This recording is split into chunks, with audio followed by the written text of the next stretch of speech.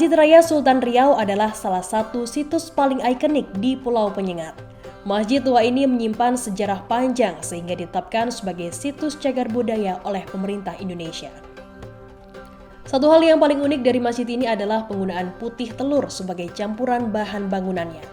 Telur tersebut digunakan untuk membangun tembok masjid dan dipercaya bisa membuatnya lebih kokoh.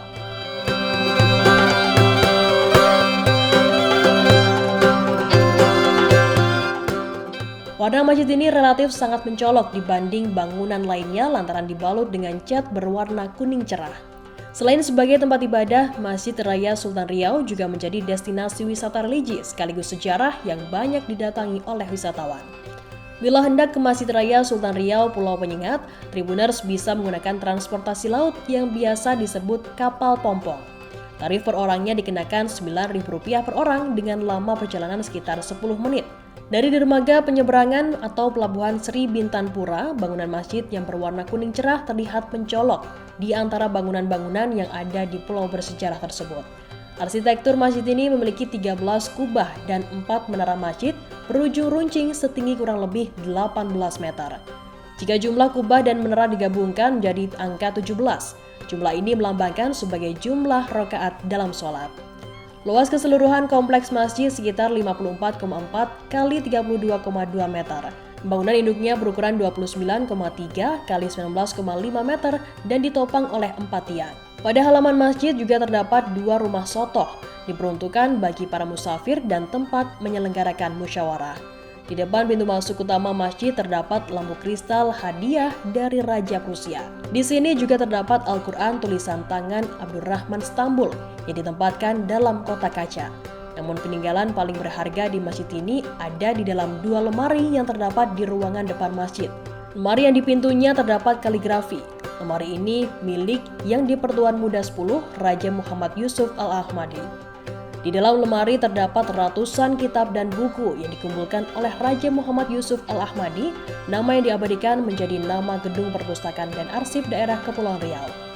Di kanan dan kiri halaman depan masjid terdapat bangunan panggung tanpa dinding yang disebut balai-balai. Tempat tersebut digunakan untuk menunggu waktu sholat atau pada saat bulan Ramadan menjadi tempat untuk berbuka puasa. Sementara itu, Ketua Pengurus Masjid Raya Sultan Riau Penyengat, Raja Al-Hafiz mengatakan, Masjid Penyengat adalah hadiah pernikahan dari Sultan Mahmud dengan anak Raja Haji Fisabilillah, yakni Raja Hamidah Engku Putri.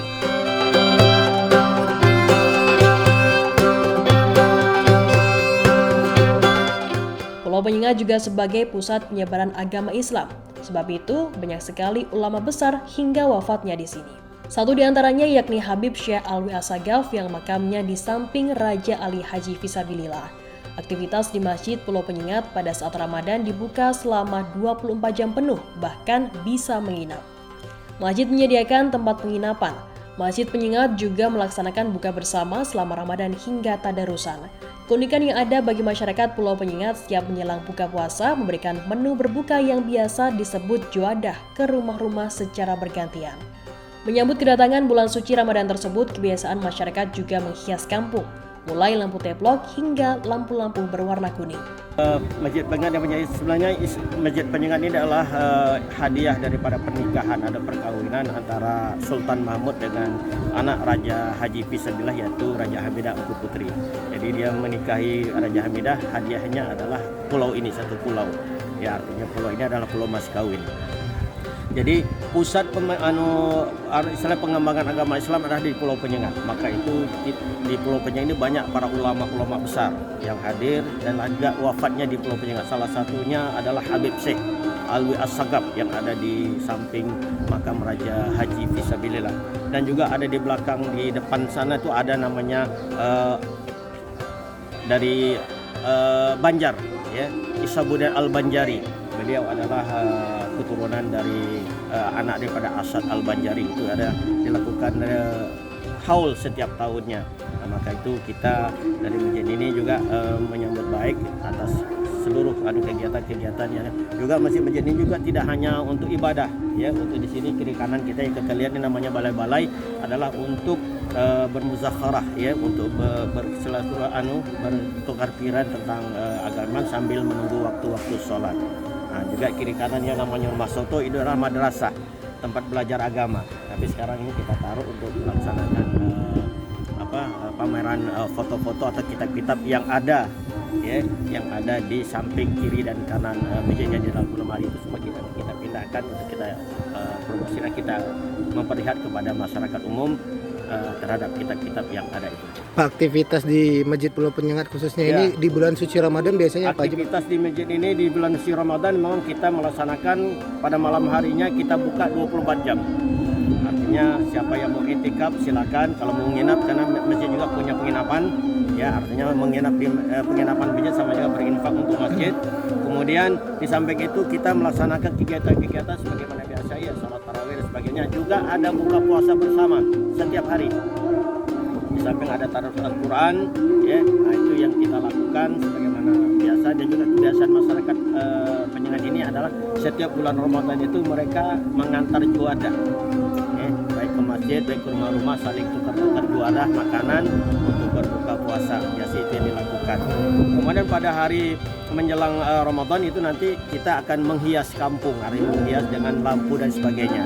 Ya, nanti itu juga dilakukan oleh para adik-adik pada pemuda-pemuda Penyengat bekerjasama dengan forum RT RW, sehingga kampung ini nampak lebih meriah pada hari raya Idul Fitri dan Idul Adha. Beberapa mushaf Al-Quran yang bisa kita lihat, juga kita juga sekarang melaksanakan pameran kitab-kitab lama. Nanti boleh kita lihat nanti di samping. Itu juga supaya mengenalkan bahwa dulu di kiri dan kanan masjid itu ada 2 lemari, itu isinya kitab. Ya, ini salah satu kitab-kitab yang ada, ya, yang kita ini semuanya ya, pada awalnya berada di dalam almari. Ya, almari itu namanya kutubkhanah. Ya, kutubkhanah itu adanya di sini. Semua ini kitab-kitab, ada kitab bahasa Arab, ya, kitab hadis, kemudian kitab terhadap tentang penyebaran agama.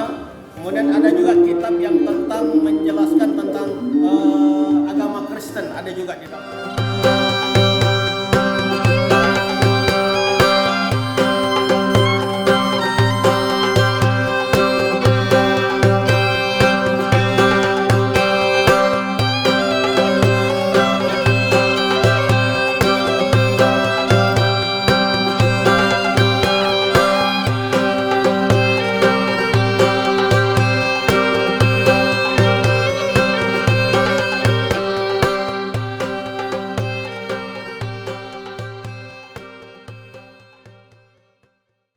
Terima kasih sudah nonton. Jangan lupa like, subscribe, dan share ya.